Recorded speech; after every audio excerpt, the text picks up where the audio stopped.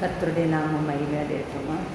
மறுபடியும் இந்த ஜீவனுள்ள ஒரு தேசத்தில் ஆண்டவருக்கு முன்பாக வந்து அவருடைய முகத்தை நோக்கி பார்த்து அவர் சொல்லுகிற வார்த்தை உலக அறிவிக்க தேவன் ஜீவன் சுகம் தந்ததுக்காக கோடி ஸ்தோத்திரங்களை ஏறெடுக்கிறேன்.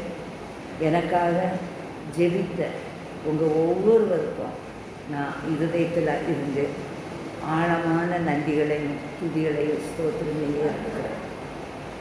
போன மாதம் மறிச்சு போவான்னு சொன்னதுனால நிறைய எல்லாருமே தேசம் என்னை வந்து பார்க்க வந்தாங்க. வேதனையோட முகத்தோடு தான் வந்தாங்க. ஆனால் கர்த்தருடைய பெரிதான கிருபையினால் எனக்கு எந்த வேதனையும் தெரியாமல் எதுக்கு நம்ம மறிச்சா ஏசாமிக்கு தானே போகும்னு சொல்கிற ஒரு விசுவாசத்தோடு கிறிஸ்துவுக்குள் மகிழ்ச்சியாக இருந்து வந்து என்னை பார்த்தவங்களுக்கும் மகிழ்ச்சியான செய்தியை சொல்லி அவர்களை சந்தோஷப்படுத்தி அனுப்ப தேவன் கிருபை செய்தார். ஹல்லேலூயா. அப்போது கர்த்தர் நல்லவர் என்பதை நம்ம ருசித்து, அந்த ருசித்துன்னு மாத்திரம் சொல்ல முடியாது. இன்றைக்கி நல்ல இறைச்சி குழம்பு ரொம்ப டேஸ்ட்டாக சாப்பிட்ருக்கோம், இன்னோடு அதை சாப்பிட்டு முடிச்சோன்னு சொல்ல முடியாது இல்லையா. அது நம்ம சரீரத்துக்கு ஆரோக்கியம், பலன், ஆவிக்குரிய எல்லாத்து வளர்ச்சிக்கும் அது எப்படி உபயோகமோ அதே மாதிரி தான் கர்த்தர் நல்லவர் என்பதை நமக்கு அவர் ருசிக்க கொடுக்குற பதார்த்தங்கள் மூலம் நம்ம ருசிக்க முதல் கற்றுக்கொள்ளணும். அருமையான மாமா முடிக்கும்போது சொன்னாங்க, பிரச்சனை இல்லாத மனுஷன் உலகத்திலேயே இல்லை, எல்லாருக்குமே பிரச்சனை. அப்போ நம்ம இன்றைக்கி எவ்வளவு மகிழ்ந்து களி கூறணும் தெரியுமா? ஆமென். பிரச்சனைன்னு சொன்னால் என்னது? நமக்கு ஆண்டவர் தரக்கூடிய ஜீவ அப்பம். ஹல்லேலூயா. அந்த பிரச்சனையை நம்ம ருசித்து அந்த பிரச்சனை மூலம் ஆண்டவர் நமக்கு நிறைய வார்த்தைகளை தந்து நமக்கு பலனை தந்து அந்த பலனுள்ள உயிருள்ள வார்த்தைகள் உலகுக்கும் அறிவிக்கும்படிக்கு. ஆமென். அப்போ நீங்கள் கவலைப்படலாமா? ஹல்லேலூயா. ஆமென். உலகம் கொடுக்கக்கூடாத சமாதானத்தை அவர் தேவனுடைய பிள்ளைகளாகிய நமக்கு விட்டு போய்விட்டார். ஆமென். உலகம் கொடுக்கக்கூடாத சமாதானம். அப்போது அந்த சமாதானத்தை நீங்கள் பெற்றுக்கொள்வதற்கு தான் உங்களுக்கு வருகிற பிரச்சனைகள். ஆமென். சோதனை சகிக்கிற மனுஷன் பாக்கியவான். அவன் சுத்த பொன்னாக விளங்கின பிறகு தான் அவனுக்கு கிரீடத்தை கொடுக்க முடியும். ஆமென். அப்போ நீங்கள் இதெல்லாம் இந்த வசனங்கள் உங்கள் உள்ளத்துக்கு உள்ளால் ஆழமாக தைத்துட்டுன்னா நீங்கள் எப்படிப்பா சுத்த பொன்னாக இருக்க மாட்டீங்க? சுத்த பொன்னாக இருக்கணும்னு ஆசைப்பட மாட்டீங்க. ஆமென். ஆசைப்பட்டீங்கன்னா நீங்கள் என்ன செய்வீங்க? சோதனையை சகிப்பீங்க. ஆமென். அப்போது நம்ம தேவனுடைய பிள்ளைகள் சோதனை சகிக்கணுமா, சகிக்காமல் பாதியில் விட்டுட்டு ஓடிடணுமா? அப்போ நம்ம கிறிஸ்துவை உடையவர்கள் என்று சொல்லுவதற்கு நம்ம பாத்திரவான்களே இல்லை. அதோட எல்லா மனுஷரை மாதிரியும் நம்ம இருக்கலாம். ஏன்னா நம்ம வெளிச்சத்தின் பிள்ளைகள். அவருடைய வெளிச்சம் நமக்குள்ள பிரகாசிப்பிக்க செய்கிற தேவனுடைய பிள்ளைகள். நம்ம உலகத்தில் பிரகாசிப்பிக்கிற ஒளி. அப்போ அந்த ஒளி நீங்கள் பிரகாசிக்கணும்னு சொன்னால் உங்களுக்குள்ள எவ்வளவு கிரியைகள் பிதாவாகி தேவன் செய்திருக்கணும். ஆமென். இன்றைக்கி ஒரு எலக்ட்ரிசிட்டி போடணும்னு சொன்னால் மைக்கேல் தம்பிகிட்ட கேட்டால் தெரியும் அதுக்கு என்னெல்லாம் வேணும் இல்லையா. அதில் ஒரு சின்ன இது இல்லாட்ட கூட அக்கா அந்த ஸ்க்ரூ இல்லை, அது இல்லாட்ட செய்ய முடியாது. அது என்ன வேணும், அவ்வளவு அத்தனை ப்ராடக்டும் இருந்தால் தான் ஒரு எலக்ட்ரிக் ஒர்க் செய்து. அது மாத்திரம் இல்லை, எத்தனை வாட்ஸ் பல்பு தேவை என்று அறிந்து அதுக்கு கூடப்பட்ட ஃபீஸ் அடிச்சிடக்கூடாது. அப்போ அதுக்கும் ஒரு சக்தி வைக்கணும். ஹல்லேலூயா. வைத்து ஒரு அளவான நல்ல பிரகாசம் தருகிற ஒரு வெளிச்சம் உண்டாக்கணும்னா எத்தனை ப்ராசஸ் இருக்குது. அப்போது என்னை பொறுத்த மட்டுக்கு என்னுடைய சின்ன பிராயத்திலேயே பை காட்ஸ் கிரேஸ் நான் புரிஞ்சு கொண்டது என்னென்னா, என்ன அவர் பிரகாசிப்பிக்கிற ஒளியாக மாற்றிக்கொண்டே இருக்கிறார். ஒன்று. ரெண்டாவது, சுத்த பொண்ணாகுது வரைக்கும் அடுப்பில் போடுவார், வெளியே எடுப்பார், அடிப்பார், களைகளெல்லாம் தீர்க்குவார். அப்படி செய்தால் தான் ஜீவ கிரீடத்தை பெற்றுக்கொள்ள முடியும். ஆமென். அப்போ நான் எனக்கு இதெல்லாம் என்னுடைய உள்ளத்தில் ஆழமாய் பதிந்து விட்டது. அதனால அதே பதிந்து விட்டது மாத்திரமில்லை, சோதனையை சகிக்கக்கூடாத அளவுக்கு சோதனையால் நான் போதிக்கப்பட்டாலும், சோதனை போதிக்கும்போது அவர் சொல்லுவார், மகளே உனக்கு சோதனை கூடுதலாக இருக்கும்போது, சிலுவை தூக்க முடியாமல் இருக்கும்போது நான் உன் கூட சிலுவை தூக்கிடுவேன். ஆமென், ஆமென். அருமையான தேவனுடைய பிள்ளைகளை, பெயர் கிறிஸ்தவாக இருக்குது இன்னையோட விடுங்க. உலகத்தில் எல்லாரும் வாழுவது மாதிரி நானும் வாழும்னு சொல்லி நம்ம வாழ்ந்து நம்ம மறித்து போனோன்னா, நல்ல போராட்டத்தை போராடினேன், அங்கே போய் ஜீவ கிரீடம் கிடைக்கும்னு சொன்னால் அவர் எனக்கு தெரியாதுன்னு சொல்லிட்டா நம்மளை மாதிரி வருத்தப்படுறவங்க உலகத்தில் இருக்காது. அதனால் இன்றைக்கி இந்த நிமிஷம் ஆண்டவர்கிட்ட முற்றுமையாக நீங்கள் ஒப்பு கொடுங்க. ஆண்டவர் என்ன சொல்கிறாருன்னா, கொஞ்சத்தில் உண்மை உள்ளவனாய், மத்தேயு 25:23 கொஞ்சத்தில் உண்மை உள்ள ஊழியக்காரனே, அநேகத்தின் மேல் உன்னை அதிகாரியாக வைப்பேன், உன் எஜமான் உன்னுக்கு சந்தோஷத்தில், எஜமானுடைய சந்தோஷத்தில் பிரவேசி. எவ்வளோ அழகாக சொல்லியிருக்காரு. கொஞ்சத்தில் உண்மை உள்ளவன். நம்ம ப்ரேயர் ஹவுஸில் நிறைய பேர் இருக்கிறீங்க கொஞ்சத்தில் உண்மை உள்ளவங்க. ஹல்லேலூயா. மைக்கேல் தம்பியை எடுங்க, கொஞ்சத்தில் உண்மை. ஹல்லேலூயா. அவங்க சோர்வடைஞ்ச மாதிரியே எனக்கு தெரியல. என்ன இருக்குதோ அவங்களுக்கு கைக்கு நேரிடுறது ஏசாமிக்கு முன்பாக நின்று உண்மை உத்தமமாக செய்கிறாங்க. ஆன்லெட் சகோதரி, அவங்களுக்கு என்ன கைக்கு நேரிடுதோ, அவங்களுக்கு முடியலோ முடியலையோ, அவங்க சிலுவை தூக்க முடியலையோ, ஆனால் இயேசுக்கு முன்பாக உண்மையாய் செய்கிறாங்க. அதே மாதிரி நம்ம பாபு மாமா அவங்களும் இயேசுக்கு முன்பாக உண்மையாய் செய்கிறதுனால அந்த கொரோனா செத்து போயாச்சின்னு கட்டில் மாற்றி போட்ட பிறகு அந்த கட்டிலிருந்து உயிரை கொடுத்து உலகத்துக்கு உயிரை கொடுத்து அனுப்பியிருக்கு. ஹல்லேலூயா. அதே மாதிரி இன்றைக்கி எல்லாருமே இது பண்ணாலும் நீங்கள் கொஞ்சத்தில் உண்மை இன்னும் உங்களுக்கு அவசியம் இருக்கிறது. தன்னைத்தானே நீங்கள் சோதித்து பாருங்கள். உங்களுக்கு உண்மை எந்த அளவுக்கு இருக்குது? உள்ளத்தின் ஆழத்திலிருந்து வருகிறதா அல்லது உதட்டு அளவுலேருந்து வருகிறதா? உள்ளத்தின் ஆழத்திலிருந்து வரும்போது அந்த வேதனை சகிக்க முடியாத ஒரு வேதனை, பைத்தியம் பிடிச்ச மாதிரி இருக்கும். எந்த கொப்பை பிடிக்கலான்னு தோணும், ஆனால் எப்பக்கமும் வாசல் அடைக்கப்பட்டிருக்கும். ஆமென். அவர் என்ன சொன்னார்னா, எல்லா வாசலையும் நான் அடைச்சானா உனக்கு இருதயம் இயேசுவேன்னு என்ன கூப்பிடும். ஹல்லேலூயா. இல்லைன்னா வழியில் ஏதாவது கிடச்சிட்டேன்னா நீ அதை பிடிச்சிடுவா. அதை பிடிக்கும்போது ஜீவ மார்க்கத்தை உனக்கு நான் போதிக்க முடியாது. ஏன்னா வழியில் நீ ஒரு கொப்பை பிடிச்சிட்டியே, உன் ஃப்ரெண்டு சொன்ன ஒரு காரியத்தின் மூலம் நீ உனக்கு பிரச்சனையை சால்வ் பண்ண போயிட்டியே. அப்போ நீ எப்படி உனக்கு நான் ஜீவ மார்க்கத்தை போதிக்க முடியும்? சங்கீதம் 16:11 ஜீவ மார்க்கத்தை எனக்கு தெரியப்படுத்துவே, உம்முடைய சமூகத்தில் பரிபூரண ஆனந்தமும் உம்முடைய வலது பரிசுத்தில் நித்திய பேரின்பமும் உண்டு. இதை நினச்சி தான் நம்ம ஏமாந்து போகிறது. நான்லாம் ஏமாந்து போனேன்னு சொல்லலாம். நான் என்ன யோசித்தேன்னா, ஏசாமிக்கு பிள்ளையாக இருக்கும்போது என்னை ஏற்றுக்கொள்ளுன்னு எனக்கு 16 வயசில் சொன்னோன்னு நான் சொன்னேன், ஏசப்பா எல்லாரும் உலகத்தில் ரொம்ப சந்தோஷம் உண்டுன்னு சொல்கிறாங்க, நான் இந்த வயசுலேயே உங்களை ஏற்றுக்கொண்டான் எனக்கு அந்த சந்தோஷம் அனுபவிக்காண்டாமன். ஏசப்பா சிரிச்சிட்டே சொன்னாங்க, மகளே நீ அனுபவிக்க நினைக்கிற சந்தோஷத்தை காட்டிலும் நான் உனக்கு நிறைய சந்தோஷம் தரேன். நான் தருகிற சந்தோஷம் உனக்கு எப்படி இருக்கும்? பேரானந்தம், பேரின்பம் வரும். உடனே நான் சின்ன குழந்தை இல்லையா, அதை அப்படியே நம்பிட்டேன். ஹல்லேலூயா. நம்பி நான் என்ன செய்துட்டேன், எப்போ ஓடி போய் முதல் கையை நிறுத்தி ஏசப்பா நான் உங்கள் பிள்ளைன்னு அவரை நான் ஏற்றுக்கொண்டேன். ஆனால் ஏற்றுக்கொண்ட பிறகுதான் என்ன வந்துன்னா, அவருடைய சமூகத்தில் பரிபூரண ஆனந்தம் இருக்குது. ஆனால் அந்த பரிபூரண ஆனந்தத்தை பெற்றுக்கொள்வதற்கு நம்ம மிகுந்த உபத்திரவ பாதைகள் நடக்க வேண்டியிருக்கிறது. ஆமென். ஈஸியான வழியே இல்லை. The way is not easy. The path is not very easy. It is very hard. நானே யோசிச்சுக்கிட்டேன், என்னதோ பயங்கர சந்தோஷமாக இருக்கணும்னு.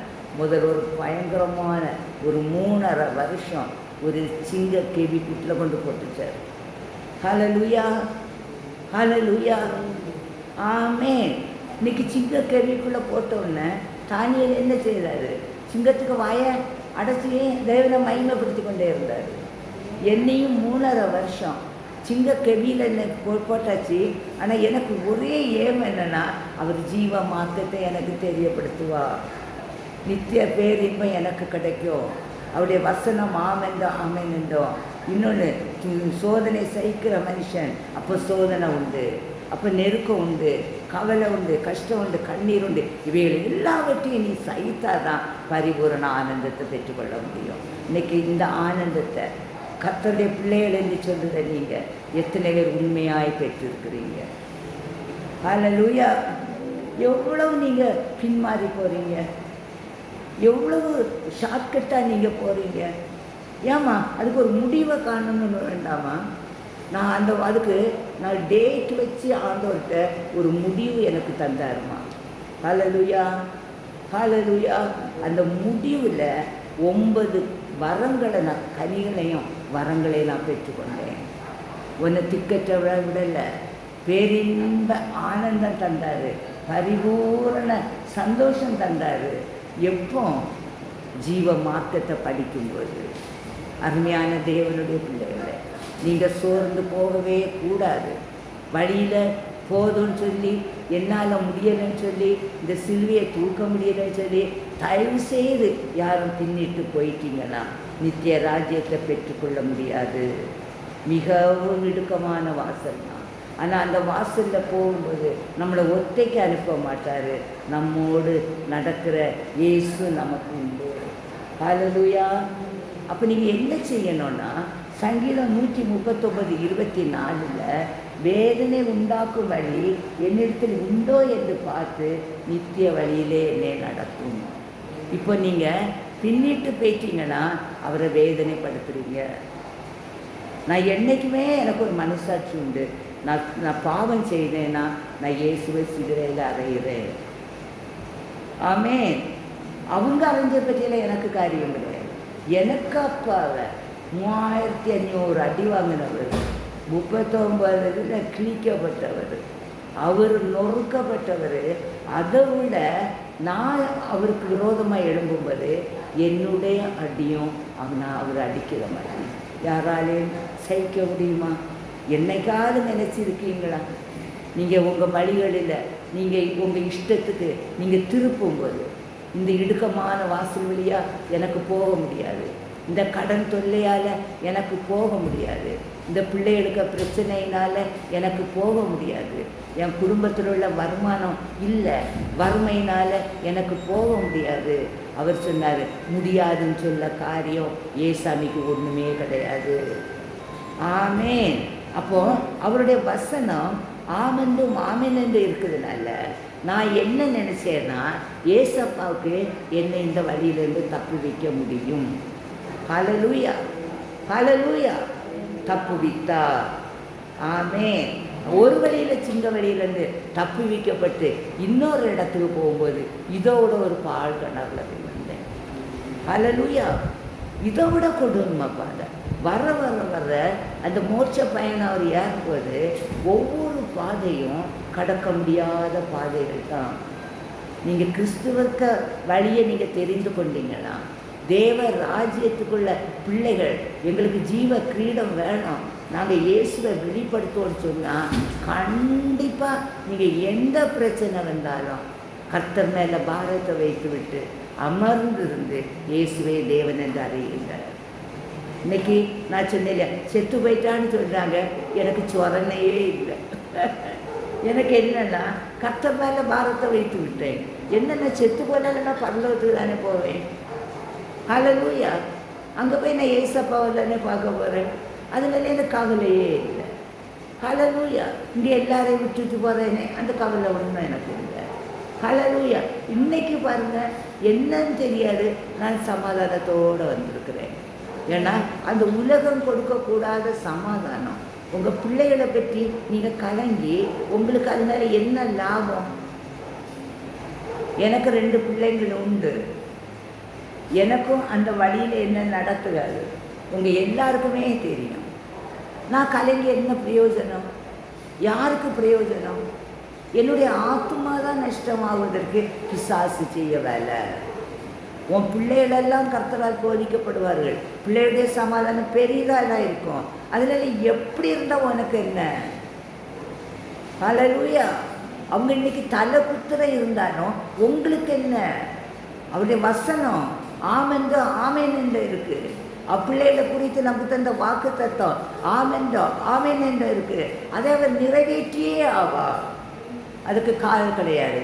இந்த வின்சென்ட் அண்ணன் இப்படி எனக்கு நிறைய எனக்கு ஹஸ்பண்டோட சேர்ந்த ஊழியக்காரங்களை நல்லா தெரியும்.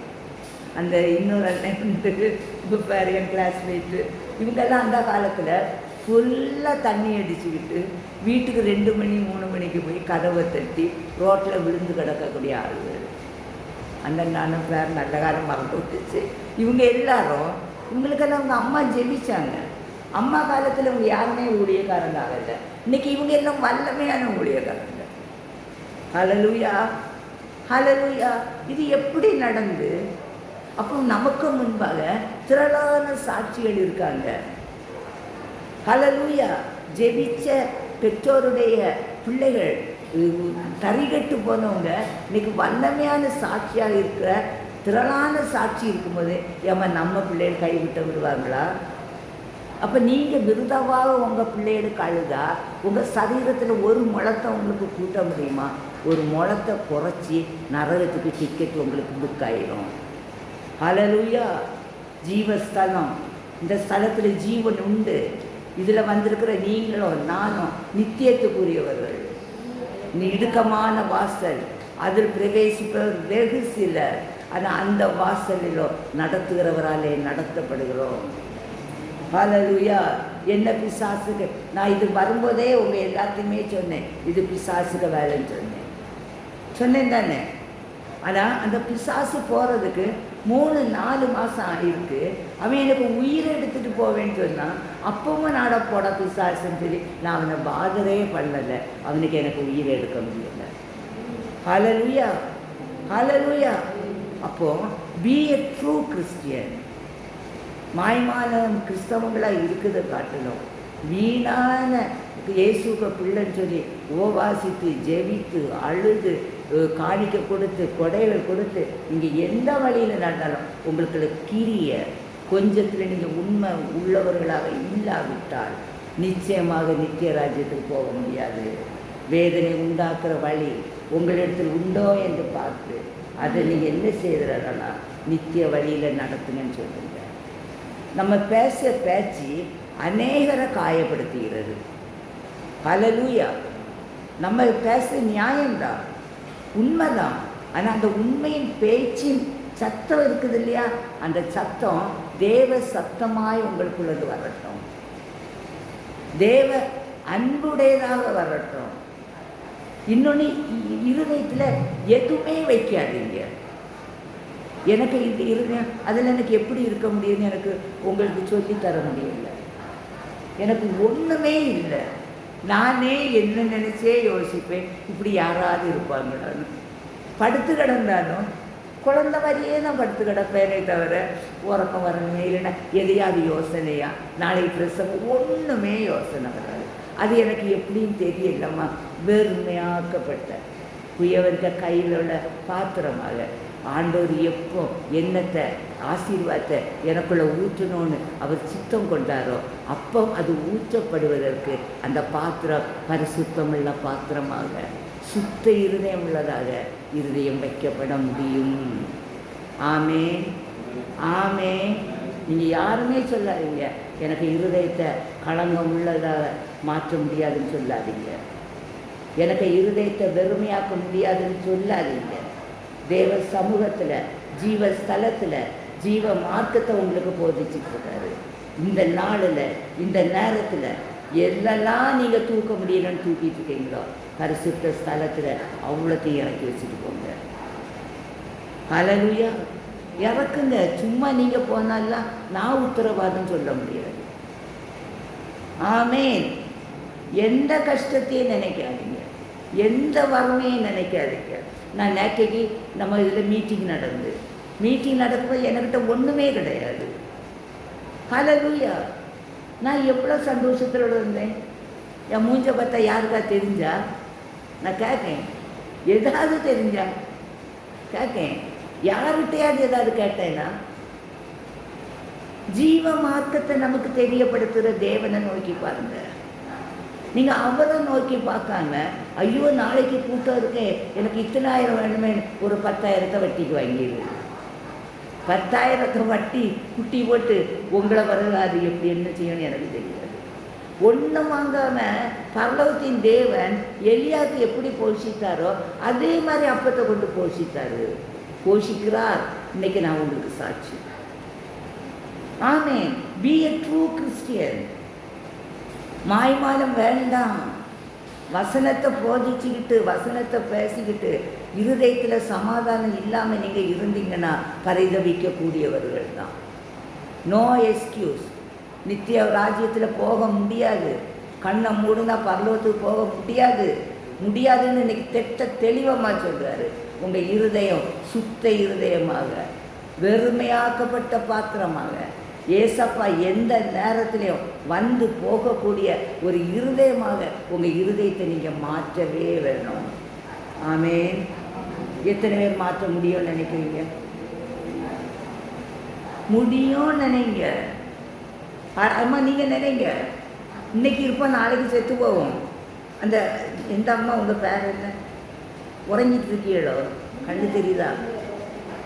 இருதயத்தை எல்லாம் வெறுமையாக்குங்க. இன்னைக்கு நைட்டு செத்தா நீங்கள் பாரத்தோட போனால், நான் பிரசங்கம் கேட்டேன், ஆண்டவரே நான் உங்கள் பிள்ளை, ஜீவ புஸ்தகத்தில் என் பேர் இருக்கான்னு பாருங்கன்னு கேட்டால் அவர் தேடி பார்ப்பாரு. இல்லவே இல்லை. நீ இருதயம் நிறைய பாரத்தை வச்சு பிசாசையே தூக்கி வச்சுருந்தா. நீ என்ன நம்பலையே, நான் உனக்கு செய்ய முடியும்னு யோசிக்கலையே, நான் உன்னை ஆசீர்வதிக்கணும்னு உனக்கு தெரியலையே, உனக்காக எல்லாத்தையும் நன்மையாக செய்வேன்னு உனக்கு தெரியலையே. போ அக்கினி கடலில் போ. எவ்வளோ சங்கடம். ஹல்லேலூயா. அக்கிரம சிந்தை கொண்டு இருக்கக்கூடாது. வேத வசனத்துக்கு நடுங்குகிறவனை அவர் நோக்கி பார்ப்பார். ஹல்லேலூயா. ஒரு பிசாசு அடிக்கடி என்கிட்ட வந்து சோதிச்சுக்கிட்டே இருப்போம். அவனுக்கு விளையாட்டே சோதனை, நானும் கொஞ்சம் என்ஜாய் பண்ண மாதிரியே அந்த சோதனையை பார்ப்பேன். அழகாக டைம் வந்து அவனை தூக்கி எறிஞ்சாச்சு. ஆமேன். தேவனால் கூடாதது ஒன்றுமே கிடையாதுமா. உங்கள் இருதயத்தில் உடனே தூக்கி போடுங்க. இப்போ நீங்கள் போட்டால் தான் இந்த பிரசங்கத்துக்கு வேல்யூ. ஹல்லேலூயா. இந்த பிரசங்கத்துக்கு வேல்யூ. மத்தேயு 7:14 ஜீவனுக்கு போகிற வாசல் இடுக்கமும் வழி நெருக்கமுமாக இருக்கிறது, அதை கண்டுபிடிப்பவர் சிலர். ஏன்னா கஷ்டம் வந்தோட நம்ம என்ன செய்துருவோம்? பின்னால் ஓடிடுவோம். நான் ஓடவே நினைக்கல, நான் கண்டுபிடிக்கணும். இன்னும் உம்மோடு கிட்டி சேர ஆவியின் அருளை தாரும், ஆதி அன்பி ஆழங்களில் என்னை ஆழ்த்தி கிருபையை ஈந்திடும். ஹல்லேலூயா. எல்லாம் பண்ணு. இன்னும் உம்மோடு கிட்டி சேர ஆவியின் அருளை தாரும், ஆதி அன்பி ஆழங்களில் என்னை ஆழ்த்தி கிருபையை ஈந்திடும். அருமையான தேவனுடைய பிள்ளைகளை, கண்டிப்பாக கிறிஸ்துவை உடையவர்களாக இடுக்கமான வாசல் வரும்போது உங்கள் முகம் தொஞ்சி போகக்கூடாது. வெளிச்சம் எப்போவுமே. நான் மறிக்க நேரம் கூட அங்கே வந்து எல்லாரும் சொன்னாங்க, நீங்கள் எல்லாருமே சொன்னீங்க, அக்கா உங்கள் முகம் வெளிச்சமாக இருக்குது. ஹல்லேலூயா. யாருமே இருட்டுன்னு சொல்லலை. அப்படிதானே தம்பி? இப்பவும் அப்படி தான் சொல்லுவீங்க நான் நினைக்கிறேன். ஹல்லேலூயா. எதுக்கு இருட்டு மூஞ்சி? சாத்தானுக்கு எனக்கு என்ன சம்பந்தம்? அவன் யார்? அவருக்கு பேரை சொல்றதுக்கே எனக்கு நமக்கு சம்பந்தம் கிடையாது. அவன் உறவே கிடையாது. ஏமா முகங்களெல்லாம் ஆழ்த்தி இப்படி வச்சுக்கிட்டு இருக்கீங்க? எல்லாம் வாங்க, இயேசுக்கிட்ட வாங்கம்மா. தூக்கி போடுங்க, உங்கள் பிள்ளைகளை தூக்கி போடுங்க, உங்கள் புருஷனை தூக்கி போடுங்க, உங்கள் கடனை தூக்கி போடுங்க, கஷ்டத்தை தூக்கி போடுங்க. உங்களை வெறுமையாக்குங்க. வெறுமையான பாத்திரத்தை நிரப்புகிற தேவன் இன்றைக்கும் இருக்கிறார் என்று நான் உங்களுக்கு சாட்சி. Amen, amen. Be a true Christian.